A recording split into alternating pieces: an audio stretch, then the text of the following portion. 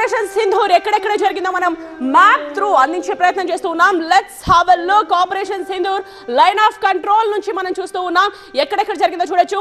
ముజఫరాబాద్, కోట్లీ, గుల్పూర్, భీంబర్, అలాగే సియాల్కోట్, మురేడ్కే, చక్, అమ్రు, అలాగే బహవల్పూర్ 02. సో ఈ ప్రాంతాల్లో అటాక్ కి దిగింది భారత్. సో ఈ ప్రాంతాల్లో అటాక్ జరిగింది. ఆపరేషన్ సింధూర్ జరిగిన ప్రాంతాలని మనం ఈ మ్యాప్ లో క్లియర్ కట్ గా చూస్తూ ఉన్నాం.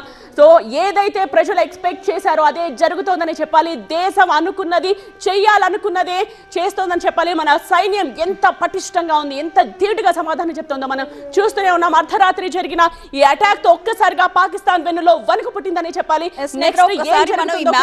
చూసినట్లయితే లైన్ ఆఫ్ కంట్రోల్ లో మొత్తం 5 ఉగ్రవాద స్థావరాలు ఉన్నాయి. వాటిలో 5 ఉగ్రవాద స్థావరాలు లైన్ ఆఫ్ కంట్రోల్ ని ఆనుకుంటే మరొక 4 ఉగ్రవాద స్థావరాలు మాత్రం పాకిస్తాన్ భూభాగం లోపల ఉన్నాయి. బహవల్పూర్ ఇది పాకిస్తాన్ భూభాగం లోపల ఉన్న ఉగ్రవాద స్థావరం, శిబిరం. దీన్ని టార్గెట్ చేసుకుని సైనిక చర్య జరుగుతుంది అనేది ఉగ్రవాదులు ఊహించలేదు. సో దట్ ఎల్ఓసిలో ఉన్న ఈ 5 ఉగ్రవాద శిబిరాల్ని ఖాళీ చేసి ఇక్కడున్న బహవల్పూర్, పాకిస్తాన్ భూభాగంలో ఉన్న ఈ బహవల్పూర్ ఉగ్రవాద శిబిరానికి షిఫ్ట్ అయిపోయారు. కానీ మొత్తం ఇప్పుడు మనకు అందుతున్న వార్త ప్రకారం ఈ ఉగ్రవాద శిబిరాలన్నీ కూడా ఖాళీగానే ఉన్నాయి. బహవల్పూర్ దగ్గరే మొత్తం 80 మంది ఉగ్రవాదులు హతమైనట్లుగా మనకి తెలుస్తోంది. దానికి సంబంధించి పాక్ మీడియా కూడా కథనాలు వెల్లడిస్తోంది. అంటే సైనిక చర్యని ముందే ఊహించిన ఉగ్రవాదుల్ని పాక్ ఆర్మీనే దేశ భూభాగంలోకి రాణించింది అని అనుకోవాలి. ఎందుకంటే ఈ బహవల్పూర్ అనే ఉగ్రవాద శిబిరం ఏదైతే ఉందో ఈ ప్రాంతంలోనే జైషే మహమ్మద్ అలాగే లష్కరే తోయిబాకి సంబంధించిన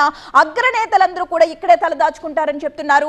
ఇప్పుడు ఈ లైన్ ఆఫ్ కంట్రోల్లో ఉన్న ఈ 5 ఉగ్రవాద శిబిరాల్లో ఉన్న శిక్షణ తీసుకుంటున్న ఉగ్రవాదులందరూ కూడా ఈ లోపలికి వెళ్ళిపోయారు. ఇక్కడైతే దాడిని వాళ్ళు ఊహించలేదు. ఎప్పుడు కూడా లైన్ ఆఫ్ కంట్రోల్లో ఉన్న ఉగ్రవాద శిబిరాల్ని మాత్రమే దాడిగా చేసుకున్న భారత ఆర్మీ ఈసారి ఇంకా కాస్త ఒక అడుగు ముందుకే వెళ్ళి పాకిస్తాన్ భూభాగంలో ఉన్న ఉగ్రవాద శిబిరాన్ని కూడా పాయింట్అవుట్ చేసి అక్కడికి మిసైల్ ప్రయోగించింది. ఈ మిసైల్స్ కూడా చాలా అత్యాధునికమైన మిసైల్స్ అని చెప్పొచ్చు. ఎక్కడైతే టార్గెట్ చేస్తారో అంటే మనం బోర్డర్ కూడా వెళ్లాల్సిన అవసరం లేదు. భారత ఆర్మీ ఉన్న ప్రదేశం నుంచే ఈ మిసైల్ని ప్రయోగించింది. టార్గెటెడ్ శిబిరాల్ని మాత్రమే అక్కడ మాత్రమే ఆ మిసైల్ వెళ్ళి పడుతుంది. అలాంటి ఒక ఆపరేషన్ సింధూర్ని నిర్వహించింది. దీంట్లో బహవల్పూర్లోనే 80 మంది ఉగ్రవాదులు హతమయ్యారు.